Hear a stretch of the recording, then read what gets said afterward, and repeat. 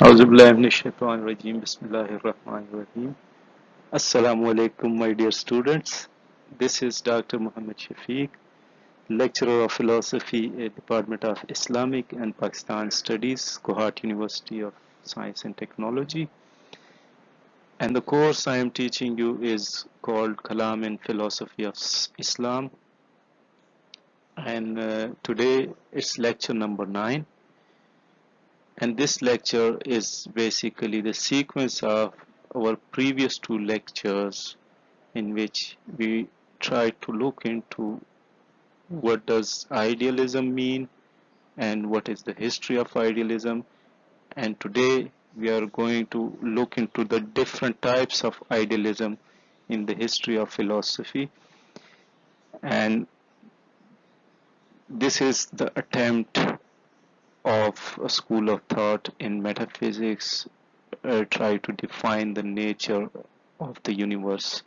So today we are going to look into what are the different types of idealism in the metaphysics.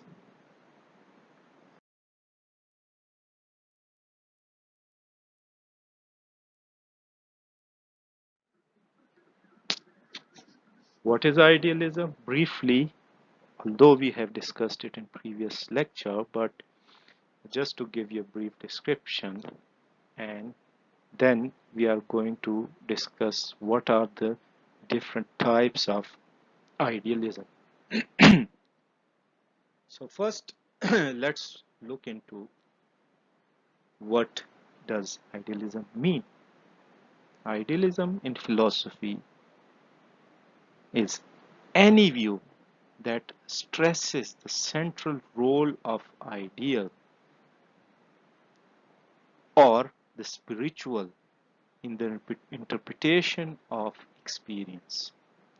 It may hold that the world of reality exists essentially as spirit or consciousness, or in words of Hegel, an absolute spirit.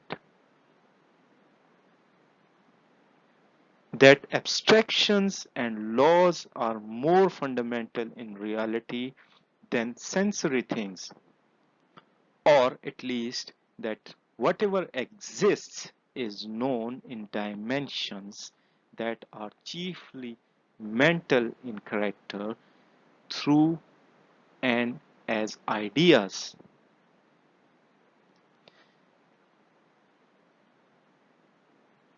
The world of this reality of experience basically is founded upon ideas, founded upon mental reality rather than objects, rather than physical things or sensory things. Idealism contends that reality in nature is ideal. That's it. It's nothing more than idea. Idealism is the way of interpreting human experience and the world which places emphasis on mind as in some way prior to the matter. Just as materialism emphasizes matter, so does idealism stresses upon mind.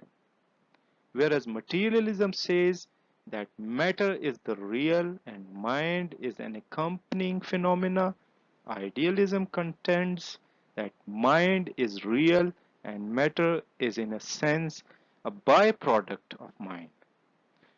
On the negative side, idealism is a denial that the world is basically a great machine to be interpreted in terms of matter and mechanism or in terms of energy and the physical sciences alone.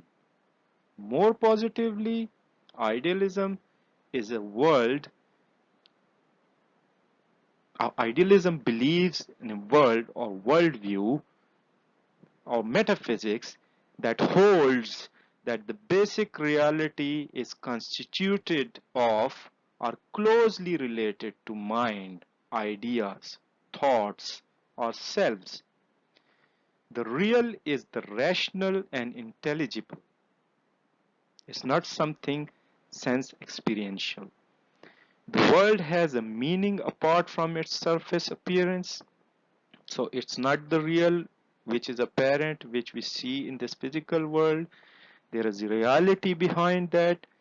The approach to the meaning of things is through the self rather than through objective analysis of nature.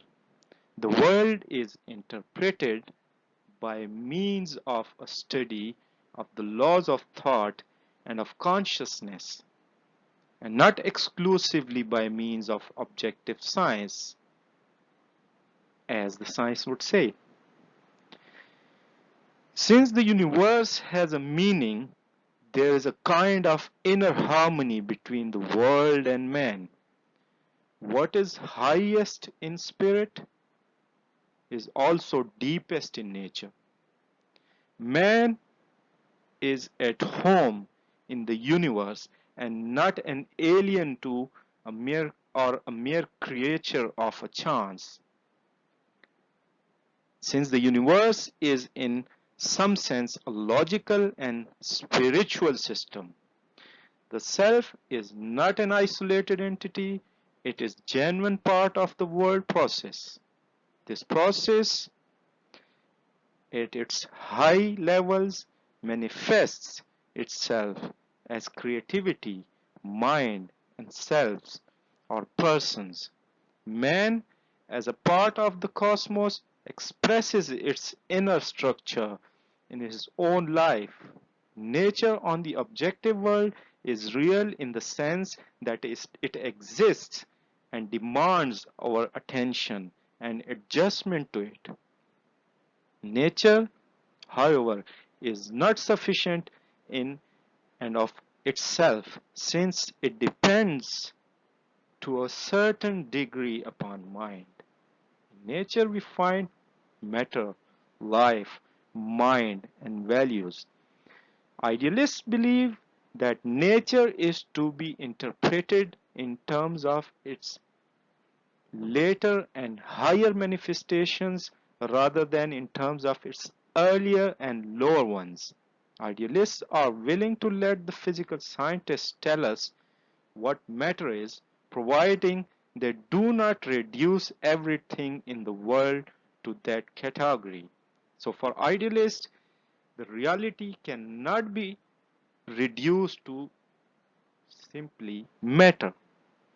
They are willing to let the biological sciences describe life and its processes, providing they do not reduce all other levels to the biological or physiological.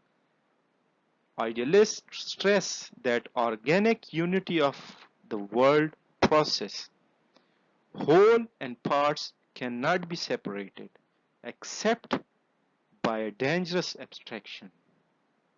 There is an inner unity, an unfolding series of levels from matter to vegetable forms, through animals to man, mind, and spirit. Thus, a central principle of idealism is that of an organic whole. So, the idealists see the whole world as an organic whole, and they do not see it in segregation or in parts. So this is basically what idealism is in a nutshell. Now uh, let's move on to today's lecture. Uh, what is the outline of today's lecture? It is what is idealism, as we have already discussed, and now we are going to discuss what are the different types of idealism. What is subjective idealism? What is transcendental idealism? What is absolute idealism? And what is objective idealism. And at the end, we are also going to touch upon some other uh, types of idealism, but they are not as important as these four major types of idealism. So now we are going to start to look into what are the different types of idealism. So idealism as a school of thought in philosophy is divided into various types depending upon explanation of reality and its existence it presents. In principle, idealists, all of idealists, they agree that reality is ideal in nature or is dependent upon idea. But on the other hand, they also differ in between themselves that depending upon the explanation of reality and its existence it presents, although it is ideal in nature, but how it has been related to human beings, uh, that's where they differ. So, although the main principle of idealism remains the same as reality being ideal or abstract in nature, philosophers differ in explaining this principle in different types. Although there are several types of idealism, but there are four major types of idealism discussed in this lecture as mentioned in the previous slide. So we are going to look into these four types of uh, idealism, and in this first one comes the subjective idealism. This type of idealism is sometimes called mentalism or even phenomenalism. It is the least significant and it is the least significant and prevalent type and the one most frequently attacked by the opponents of idealism. Minds or spirits and their perceptions or ideas are all that exist. The objects of experience are not material things, they are merely perceptions. Things such as buildings, trees, etc. exist, but they have no independent existence of what we call the real world. They have no independent existence apart from our mind perceives. How our mind perceives them, that is how they exist. The subjective idealist does not deny that the existence of what we call the real world. The question at issue is not its existence, but how it is to be interpreted. It is not independently real apart from a knower. No one can get outside or beyond his own experience. This type of idealism is probably best represented by George Berkeley, as we discussed in our previous lecture. He was an Irish philosopher. Berkeley accepted the psychology of John Locke, and John Locke said that our knowledge deals only with ideas. Locke accepted the existence of spiritual substance, ideas, and material substance.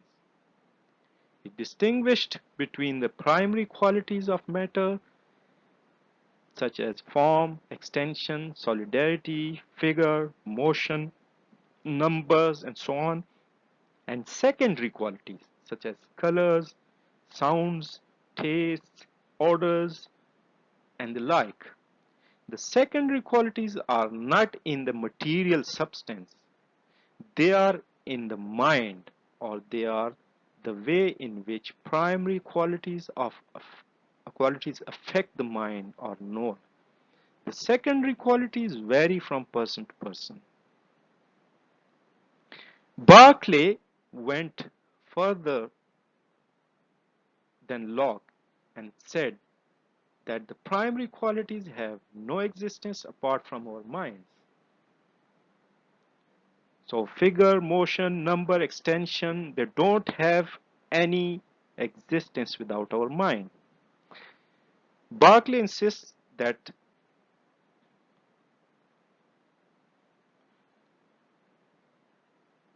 these qualities are basically dependent upon our mind. hence reducing the existence of these qualities to ideas or ideal in nature. An idea, according to Berkeley, is an object known. Objects exist only as they are perceived. So his famous quotation is, to be is to be perceived. Subjective idealism is also called solipsism or subjectivism or dogmatic idealism or maybe immaterialism and so on. It is the doctrine that the mind and ideas are the only things that can be definitely known to exist or have any reality. And the knowledge of anything outside the mind is unjustified. Thus, objects exist by virtue of our perception of them as ideas residing in our awareness and is the consciousness of divine being or God. For Berkeley, existence was tied to experience, and that objects exist only as perception and not as matter separate from perception. So he claimed to be is to be perceived. Now, what does this quotation mean? For Berkeley, or for subjective idealism, in order to exist, an object must be perceived by a perceiver. That basically means that if something has not been perceived by anyone, that simply does not exist. And this perception is basically the knowing of the primary qualities of an object. And those primary qualities only can be known through mind. So anything which needs to exist must be perceived. When someone asks him that, okay, fair enough, if this world is not perceived by anything, does it mean it does not exist? Berkeley would say that no, this world, even if it is not perceived by any one of us, it is perceived by the God. Hence, it does exist.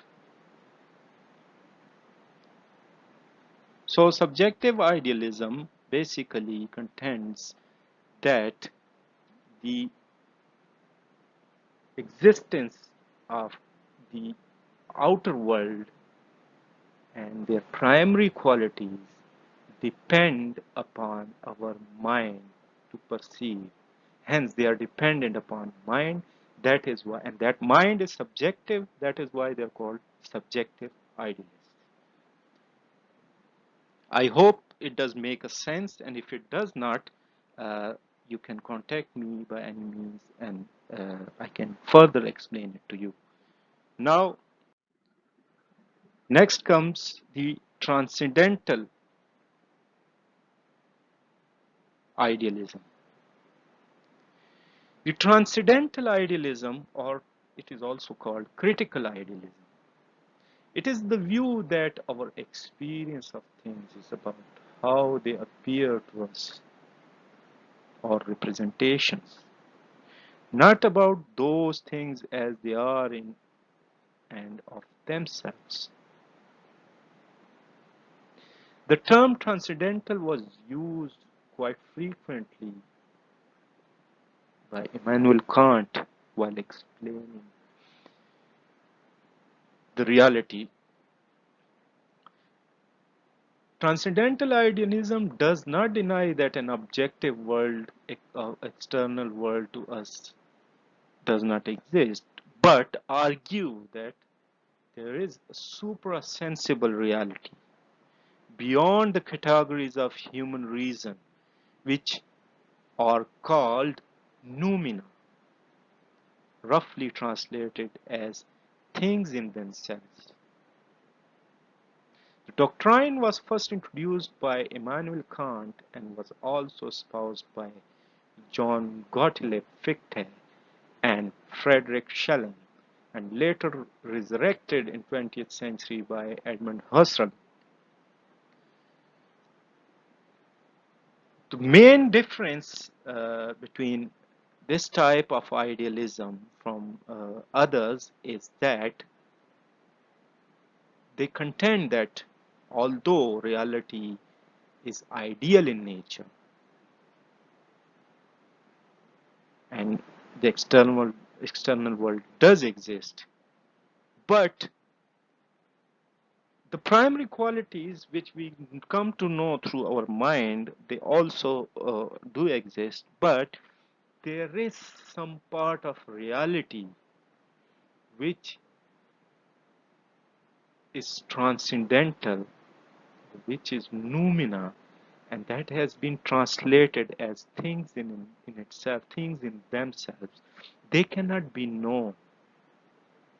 In this way, they not only declare that reality is ideal in nature, but also admit that there is certain limitation to our knowledge, and man cannot know everything or everything inside out. The term transcendental means something above, something beyond our mind.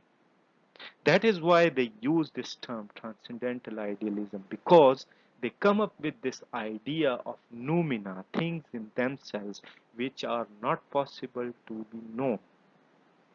And that is how Immanuel Kant championed epistemological world by saying that there are certain parts of reality which our mind cannot be is not capable to know. And his philosophy, uh, when he discusses it, he calls it antinomies. He says that, for example, while trying to prove the existence of God, when we use the causal argument that there is a cause behind every effect, and so on and so forth. So this world, for example, is the effect and the cause is God. He goes on and says, if we apply this argument wholeheartedly, that would see that, okay, this world is the effect of a cause, which is God. So what is the cause of God then? Because this law of causation says every effect has a cause. So there must be a cause behind that, behind God. But we are unable to know that. Hence, there is a part of reality for transcendental idealists which cannot be known, and that they call is noumena.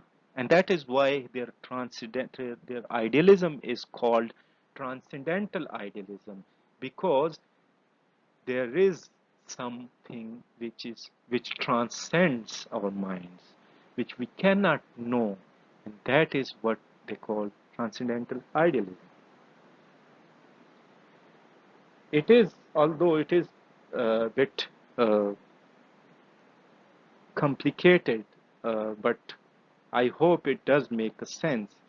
And if it does not, then please let me know and I will further explain.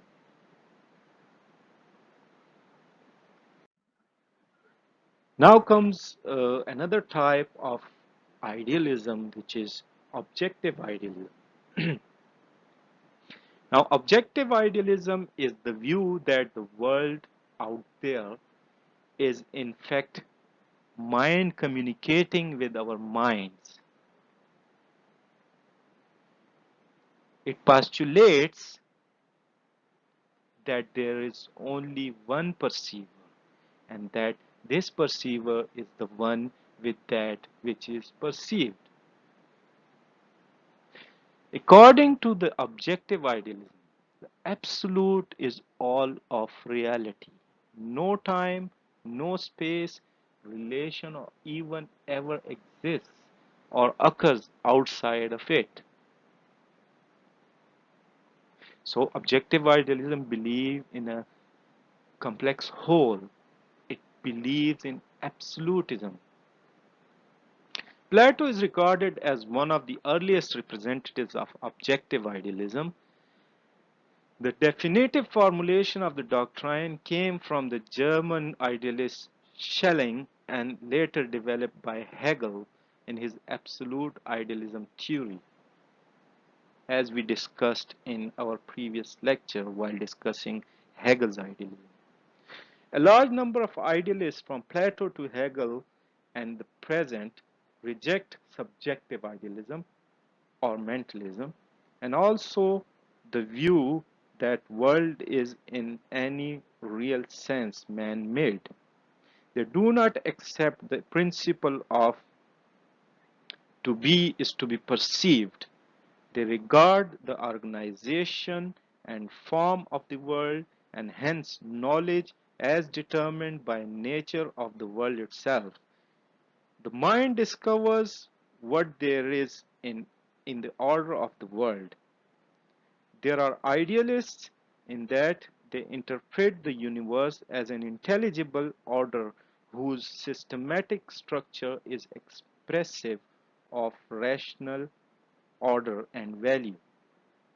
When they say that ultimate nature of universe is mind, they mean that the universe is expressive essentially of the mental or spiritual in character and that it is an organic whole.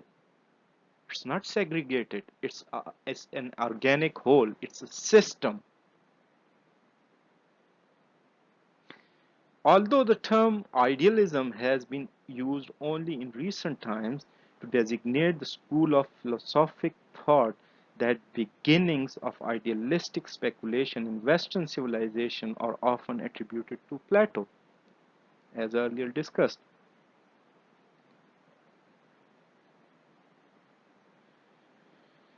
Some idealists maintain that all parts of the world are included in one all-embracing order which finds this unity in the ideals and purposes of an absolute mind.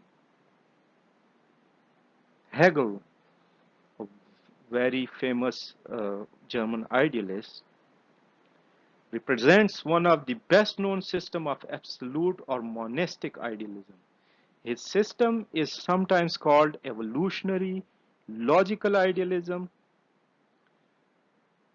Thought is the essence of the universe, and nature is the whole of mind, objectified. The universe is an unfolding process of thought. Nature is the absolute reason expressing itself in outward form. Consequently, the laws of thought are also the laws of reality. Now, what are the laws of thought? We are going to discuss later on when we are discussing logic. There are laws of thought in logic. History is the way the absolute appears in nature and human experience. So, in this term, he also explained the process of history. Since the world is one and since it is purposive and intelligent, it must be of nature of thought. The world expresses itself in our thinking. Our thinking does not determine the nature of the world. When we think of the total world order as embracing the inorganic, the organic, and spiritual levels of existence in one all-inclusive order, we speak of the absolute or the absolute spirit, and that absolute spirit for Hegel is God. So God, the absolute spirit or the absolute idea, basically is the integrated whole. It connects the parts of the reality. Instead of the fixed or static reality and separate and complete self of traditional philosophy, Hegel sets forth a dynamic conception of self that is so interrelated with its environment that a clear-cut distinction cannot be drawn between the two. The self is in and is experiencing reality at all times. Thus, we have the conception of concrete universe. The universal is present in all the experiences of dynamic process. In such a philosophy, distinctions and differences belong to the phenomenal world and are relative. They do not affect the unity of one purposive intelligence. Since the time of Hegel, there have been many systems of objective idealism. But the foundation or the basis were provided by Hegel, who considers the absolute idea, that is God. And we, while living in this world, we experience it all the time. But because we are connected, we are experiencing reality all the time. But as we have different experiences, that's why sometimes or most of the time we are detached from that absolute idea. This is what he calls objective idealism, or this is what is called objective idealism or absolute idealism. So I hope this makes sense, and now we are going to move to the next kind of school of idealism, that is called absolute idealism. Absolute idealism, formulated by Hegel, says that in order for human reason to be able to know the world at all, there must be an identity of thought and being. Otherwise, we would never have any means of access to the world, and we would have no certainty about any of our knowledge. He argues that the exercise of reason enables the reasoner to achieve a kind of reality, namely self-determination or reality as oneself, that mere physical objects like rocks can never achieve. The interaction of opposite or dialects generates all kind of concepts we use in order to understand the world. And this occurs both in the individual mind as well as through history. And this is the ideology of Hegel, which was later on used by Karl Marx in terms of materialism, and hence his philosophy is called dialectical materialism. And when he tries to interpret history in terms of matter, uh, as opposite to Hegel, who interprets history in terms of ideals, uh, Marx, when explaining it in terms of matter, his theory is called historical materialism. Now, there are certain other types of idealism uh, which by no means are less important, but due to the shortage of time, we cannot discuss those in more detail. So I'll just give a brief idea to you that what are the different types of idealism apart from these four major.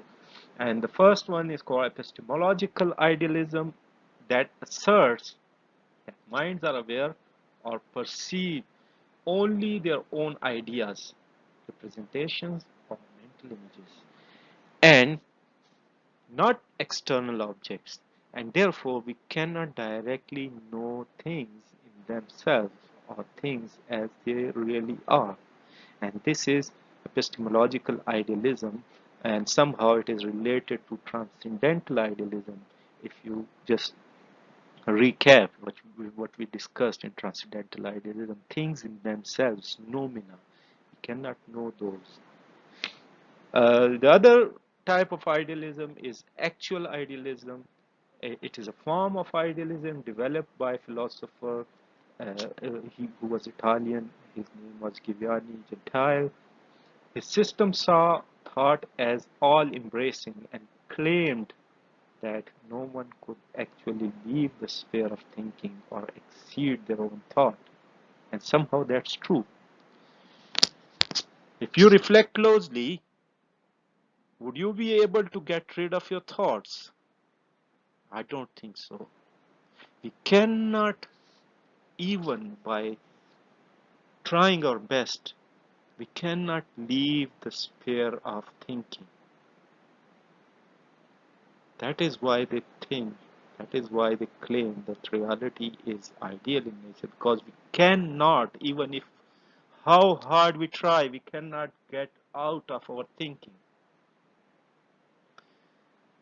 Next comes the practical idealism.